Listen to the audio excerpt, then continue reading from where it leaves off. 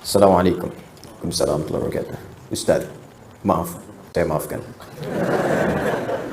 Saya dan istri ingin sekali pergi naik haji. Sama, kita semua ingin pergi naik haji. InsyaAllah dimudahkan oleh Allah Subhanahu wa Ta'ala.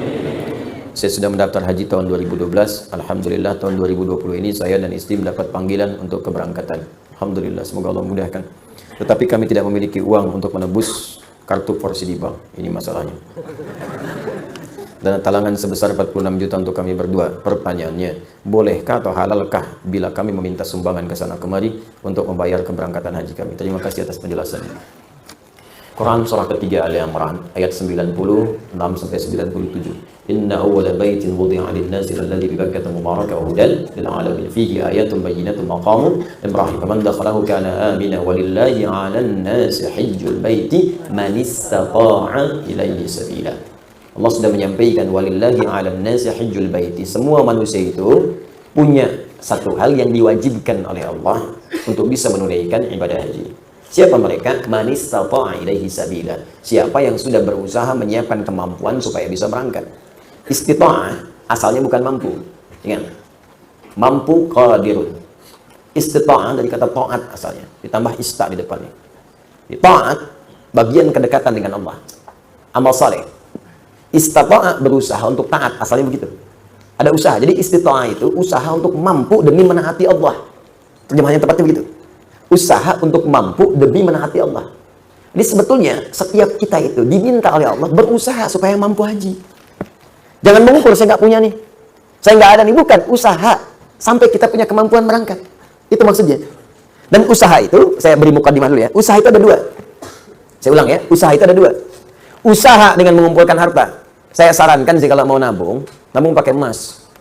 Itu lebih mudah. Ini saya sarankan, karena ayat-ayat di Quran ketika bicara harta itu kebanyakan bicara tentang emas dan perak. Ya, misal Quran surah ketiga ayat ke-14, paling kanan agak ke bawah. Zuyyina lin-nasi hubbus syahawati minan nisa'i wal banin wal qanatiril muqantarati minan dzahab wal fiddah. Ya, qanatir muqantarah itu ada harta yang punya nilai intrinsik, berharga. Yang kalau dikumpulkan punya nilai. Jadi ada harta yang punya nilai intrinsik, ada yang ekstrinsik. Intrinsik itu di dalamnya memang ada nilainya. Ya, sudah ada nilai, jadi nggak berpengaruh oleh apapun. Emas itu, kalaupun pecah, masih bisa dijual. Ya, tapi uang kalau sobeknya kertas kok. Nilainya berubah-ubah. Makanya sekarang sedang mengalami devaluasi. Menurut saya bukan mengalami penurunan, untuk memang nilainya diturunkan dengan kepentingan tertentu. Dulu, itu masih menggunakan emas. Ya, masih menggunakan emas. Isyarat Quran, hadis masih dipakai. Bahkan di Amerika pun masih pakai. Pada tahun 1930-an, 1934, dari 1932 itu diuji coba. Dia ada sekumpulan orang berkumpul memikirkan sifat monopoli. Bagaimana memonopoli dunia dari sistem keuangan. Maka diwujudkanlah uang kertas itu. Diuji coba asalnya di negara barat sana. Lokal sifatnya. Lokal. Apa yang diuji coba? Ditarik emas-emas dari penduduk lokal, dibuatlah uang kertas. Yang tidak mematuhi diberikan hukuman. Maka dari situ diberikan uang kertas, tapi uang kertas itu masih punya nilai setara dengan emas. Diberikan per onsnya emas itu setara dengan $20 pada masa itu. Terus orang nuker tuh. Yang sadar bahwa kertas tidak punya nilai intrinsik, maka dia menyimpan kemudian emas ya di tempat lain supaya tidak kena hukuman. Ini kisah nyata ini, nanti ada perjanjiannya. Nah, teman-teman sekalian, apa yang terjadi? Ketika uang itu sudah menyebar dan emasnya cukup terkumpul, maka diturunkan, didevaluasi nilainya. Yang tadinya per onsnya $20, ya, diturunkan nilainya. Seakan-akan harga emas itu jadi naik, padahal emas itu segitu-gitu aja. Ya, uangnya turun lagi. Jadi berapa? $35. Ya, nilainya terus bertambah.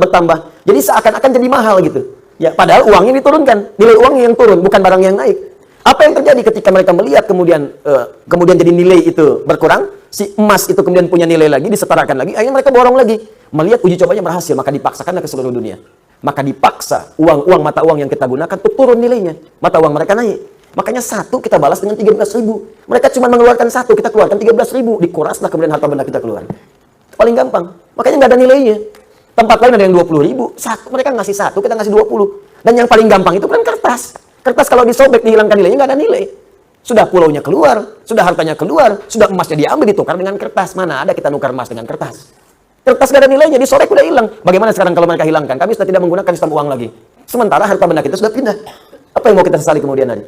Nah, makanya ini bahasa, ini ilmiah ya, ilmiah. Kalau mau diskusi silahkan. Ini ilmiah. Jadi kita diskusi. Makanya dulu Bung Karno ketika membuat uang itu konsultasi pada ulama. Dan ulama mengusulkan tetap berikan nilai intrinsik di uang kertas itu setara dengan emas sekian ons misalnya. Ya sekian gram. Supaya ada nilainya. Kalau enggak itu jadi kertas. Itu sempat dipakai. Coba belajar sejarah yang baik. Cek lagi ke belakang. Dulu nilai uang kita itu ada setara dengan emasnya.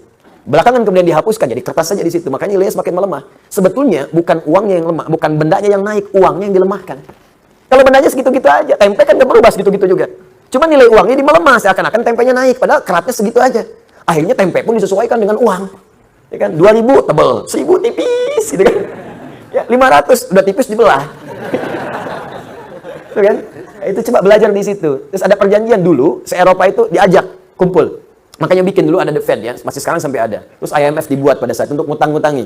Ya, ini pelajaran ya, mesti kita tahu gitu ya, konteks-konteks ini untuk belajar. Makanya ekonom kita itu selain pintar mesti soleh. Supaya dengan kesolehannya bisa memberikan manfaat untuk bangsa. Itu poinnya. Dan kita mesti belajar. Nah termasuk ini bisa dibawa bekal untuk haji. Kalau mau haji, mau umrah, nabung pakai emas. Nggak akan berubah. Nabung pakai emas. Silahkan ada logam mulia, ada dinar, kumpulkan. Demi Allah saya katakan ya, nilai itu, karena emas itu punya nilai intrinsik, maka dia akan terus naik. Akan setara. Harga kambing di masa Nabi sampai sekarang pun sama nilainya segitu. Dia walaupun orang kelihatan naik sekian juta, dulu cuma 1 juta, dinar cuma 1 dinar selesai. Dari dulu 1 dinar, sekarang 1 dinar. Ya. Dari dulu emasnya sekian, ya sekian. Anda kalau nabung pakai emas, mungkin nggak akan 20 tahun, 40 tahun. 10 tahun Anda pakai haji ONH plus tuh. Kenapa? Karena yang Anda kumpulkan tuh nilainya itu terus naik. Sementara kalau Anda nabung segitu-gitu juga, juta ya sejuta. 25 juta ya 25 juta. Cuman persoalannya ketika berangkat, didevaluasi nilainya seakan jadi mahal. Naik. Di kerja keras Anda itu terkumpulnya cuma segitu. Coba bayangkan kalau 10 tahun Anda dapat penghasilan, belikan emas. Mungkin akan turun jaraknya. Orang yang nabung 20 tahun nanti lama-lama, mungkin Anda cuma 10 tahun pakai ONH plus. Dapat Anda di situ. Kalau nggak percaya silakan coba buktikan pelan-pelan di situ. Dan tidak melanggar hukum. Karena uang transaksi yang kita gunakan tetap rupiah. Kita nabung pakai emas, jual pakai rupiah, setelah itu berangkat. Ya kan? Apa yang dilanggar ini? Nggak ada yang dilanggar. Dan kita memberikan pelajaran bahwa ada nilai di balik itu ketika mengikuti tuntunan-tuntunan Rasulullah SAW dan menghidupkan nilai kebangsaan kita di situ. Jelas di sini? Baik, itu bagian pertama. Yang belum jelas adalah kembali ke sini tadi. Nah, sekarang bagaimana keadaannya? Yang kedua, ada kesalahan yang fatal juga yang kedua. Apa kesalahannya? Dana talangan. Jelas kok kaidah Qur'annya. Kalau mampu berangkat, belum mampu nunggu, nabung dulu. Gitu, ini ditalangin. Sehingga ketika ditalangin, terlihat semua mampu, padahal belum tentu ada kemampuan. Ketika ditalangi, antrian muncul karena semua orang pengen daftar karena merasa ditalangi. Akhirnya apa yang terjadi? Yang tadinya setahun, cuma 2 tahun, orang dulu cuma bulan-bulan Pak nunggu. Setahun nanti bilang, bahkan ada yang, insya Allah bulan depan haji, berangkat bulan depan. Sekarang nggak bisa, 10 tahun lagi. Masya Allah, ya barengan sama cucu berangkat. Ada yang baru lahir udah daftar haji. Baru lahir, ada yang di kandungan udah daftarin haji. Kandungan. Anda bisa bayangkan, kenapa? Karena tadi ditalangin. Saya sih sering menyarankan, dan para ulama-ulama lain juga mengatakan, berhenti dulu deh dana talangan itu, berhenti dulu. Ya, supaya bisa menyelesaikan kuota yang sekarang dulu. Kalau itu diselesaikan, yang lain ngantrinya gampang, Pak. Ya, sambil antum nabung dari sekarang. Coba antum daftar sekarang. Belum dilunasin, utang masih ada. Nah, statusnya kan utang tuh. Nyicil sampai 24 tahun. Antum kalau beli emas 24 tahun, 10 tahun berangkat tuh enak plus. Dapetin tadi. Nah, jadi ini persoalan yang harus diselesaikan. Pelan-pelan, dan itu jadi usulan. Boleh diusulkan nanti usulkan kepada Kemenak misalnya. Kemenak menyampaikan, dibahas di atas, jadi keputusan, jadi kebijakan. Boleh, kan kita bisa mengusulkan. Ya, yang tidak boleh itu ribut-ribut, yang tidak boleh makar itu nggak boleh. Yang tidak boleh misalnya bertentangan itu nggak boleh. Yang kita usulkan boleh nggak usulan karena pertimbangan begini itu sah hukumnya. Nah, sekarang terjadi seperti ini, bagaimana caranya? Ya sudah ada keberangkatan di depan mata, apa yang ada. Sekarang lihat dulu apa yang paling halal Anda punya, yang Allah titipkan kepada Anda. Itu dulu manfaatkan. Manfaatkan itu dulu. Ya, lihat aspek kebutuhannya. Oh, Masya Allah, pakaiannya terlampau banyak. Terlampau banyak pakaian saya. Insya Allah, bismillah. Yang ini saya sedekahkan. Oh, ini bisa dijual untuk nutupin dulu. Ya, sebelum berutang. Sebelum minta sumbangan, lebih baik Anda meminta kepada Allah dibandingkan minta kepada manusia. Bagaimana cara minta kepada Allah? Gunakan amal saleh. Datang Anda, khidmat ke masjid, khidmat ke orang saleh, khidmat misalnya ke orang yang iri, tanya. Kalau antum rajin sekali, ya ini ikhtiar saya untuk bisa berhaji. Ikhtiar saya berhaji. Ini rumus ada di Quran surah ke-5 ayat 35. Paling kanan sebelah bawah. Ya ayyuhalladzina amanu taqullaha wabtaghu ilaihil wasilah. Hai orang-orang beriman, tingkatkan takwamu kepada Allah. Dengan takwa itu cari wasilah untuk mewujudkan harapan dan doa-doamu. Jadi Allah meminta tingkatkan lewat takwa. Meminta sumbangan tidak dilarang. Cuman itu barangkali kurang mendekati nilai takwa. Kalau bisa, berikhtiar dengan takwa. Bekerja dulu, khidmat ke masjid, datangi seperti yang tadi saya sampaikan. Ketika ditanya, akhi, rajin sekali antum di sini. Bukan rajin, saya sedang berikhtiar. Mudah-mudahan Allah ridha dan memanggil saya ke tanah suci. Memang belum dipanggil, sudah dari 2012, tinggal sekian lagi. Mungkin Allah lembutkan hati orang itu. Kalau dia nggak sendiri ngasih dengan izin Allah, dia berikan relasi kepada yang lain. Rumus ini pernah saya sampaikan kepada teman-teman yang ngaji dengan saya, dan pernah saya ceritakan. Jadi saya ajarkan, antum belum ada nabung, sudah nabung Ustaz. Baik, dah ini ayatnya, baca oleh antum. Saya kasih ayat-ayat haji. Dari Al-Baqarah 196 sampai dengan 204, 203 maaf. 196 sampai 203. Dia bacain terus. Satu kali pulang pengajian, dia pulang ke musola. Ini kisah nyata. Dia yang dibaca tuh ngimamin di situ, ngimamin baca ayat itu aja. Ayat itu. Nah, satu kali Teman-teman sekalian, hilang dia pengajian tuh. Musim haji hilang. Bisa itu balik lagi. Datang pengajian, saya tanya, antum kemana aja kemarin? Afwan Ustaz, ana izin haji dulu katanya. Haji? Gimana kisahnya tuh? Ini ternyata waktu kita latihan manasik Ustaz, kita kan suka bikin manasik setiap tahun terbuka. Bagi yang haji, bagi yang belum haji, supaya jadi pelajaran. Ya, kita adakan di Bekasi dengan miniatur-miniatur, Ka'bah, miniatur macam-macam. Jadi dia ternyata begitu orang banyak mendengarkan menyimak, ada yang moto, ada yang video, dia menangis terpaku di depan miniatur Ka'bah. Apa yang dikatakan, ya Allah, saya merasa bahwa saya memang belum mampu.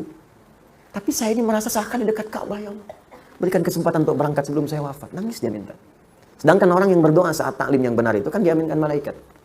Apa yang terjadi setelah itu? Dia balik, dia ikhtiar. Setiap dia ke musola dia bacakan ayat haji, bacakan. Sampai tiba-tiba datang orang mendengar penasaran. Pak, Bapak imam di sini ya? Iya. Di musola ini? Iya. Kenapa Bapak sering bacakan ayat tadi? Iya, saya sedang ikhtiar. Memohon kepada Allah, mudah-mudahan bisa haji. Bapak belum haji? Iya, ya sudah Pak, berangkat tahun ini ya. ONH Police. Ternyata dia juga seorang yang punya kewenangan untuk memberikan bantuan-bantuan ataupun kuota-kuota untuk itu ONH Police. Ya, dikasih ONH Police berangkat ya.